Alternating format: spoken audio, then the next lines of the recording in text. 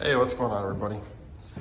Making an update video here from a 1-year review on my 50,000 BTU Big Maxx heater from Mr. Heater. It's been 1 full year since I've had this bad boy, and I did do a video on this when I first put it in last year, but I wanted to do an update video after 1 full year of having it and using the crap out of it. If you're new to the channel, welcome. Hit that subscribe button for me, please. Enter for a chance to win. Anyway, on to this. So I've had this for 1 year and I installed it myself. As you can tell, it's not 100% straight because, well, I had to crawl up into this little tiny hole here and throw it across. Anyway, this thing, give 5 stars. I have only had 1 issue with it a couple of times where I got some defective propane tanks from the store and it was not letting propane get into the lines. The way I have mine done here is I didn't want to hook this up to my house. I have propane at my house, not natural gas. And this thing right here, I have a pipe going outside to a flex hose to a tank with a shutoff outside, my shutoff here to a flex pipe here that then goes into my union and everything like that. Sealed up good, and then I have the exhaust that comes up and out the roof, and that is how I have mine. Now, as you can tell, got some snow coming in here. Not really sure how it's leaking snow, but it is, so you know, that's cool. Anyway, then I have my thermostat that was in here when I got the house. I hooked this up. It just goes to up there, white and black. It literally says white and black up there.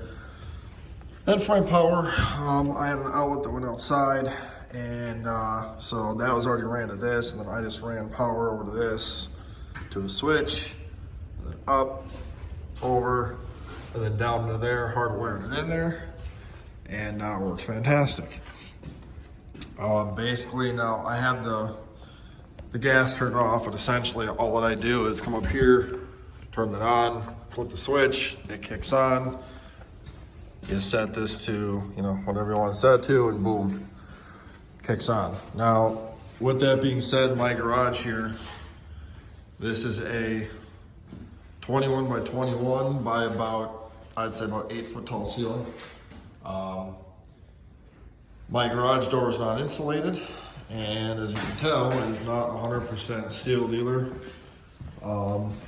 We got massive windstorms, so I mean you can still see where wind is kind of coming in, and I do not have heated floors.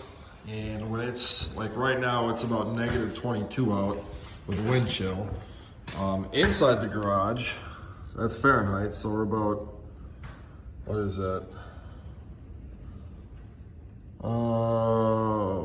About 18 degrees Fahrenheit we're at inside the garage.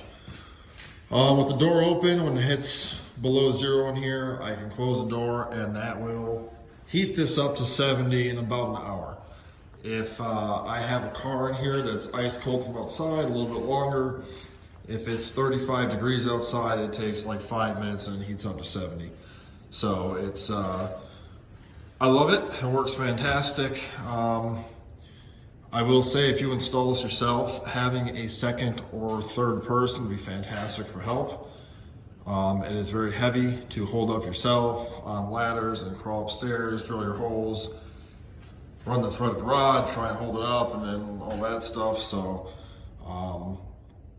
yeah, not bad though. I just switched over the jets in there for the propane ones. They come with natural gas ones installed. The other thing is, I will say, if your garage or the place you're planning to put this is bigger than a 21 by 21, might want to step up to the 80,000 BTU. One of the big things I looked at was, okay, this is not a very big space, you know, 21 by 21 by about 8. And I wanted the 80,000 because bigger is always better with heat, but nobody had one in stock last year and they were twice the price, when I got this at least. So this one is good to, I think, like, what did they say, 1,100 square feet, but that's the max it can heat up. It doesn't give a temperature though of how long it would take in really cold climate. And this is a 50,000 BTU. So if you have a non-insulated, which by the way, my garage is insulated. The walls have batten blanket, and I put R30 batten blanket up in the ceiling so it holds heat in pretty well, minus this door and a couple of leak spots that apparently I have in my garage.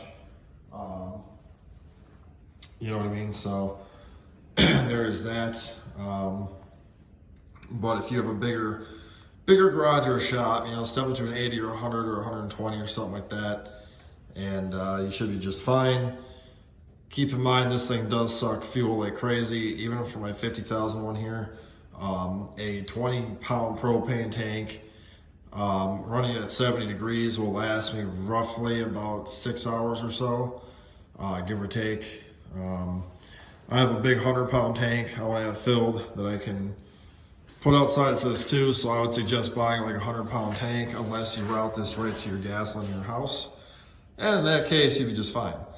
I opted not to do that because just in case something happened, there's a leak or something, I did not want to risk having propane leaking everywhere, and then at, you know, $2 a gallon, that gets expensive fast. So any questions, let me know. Any comments, put down below. I'd appreciate it. If you're not subscribed, make sure you subscribe because I got a lot more coming.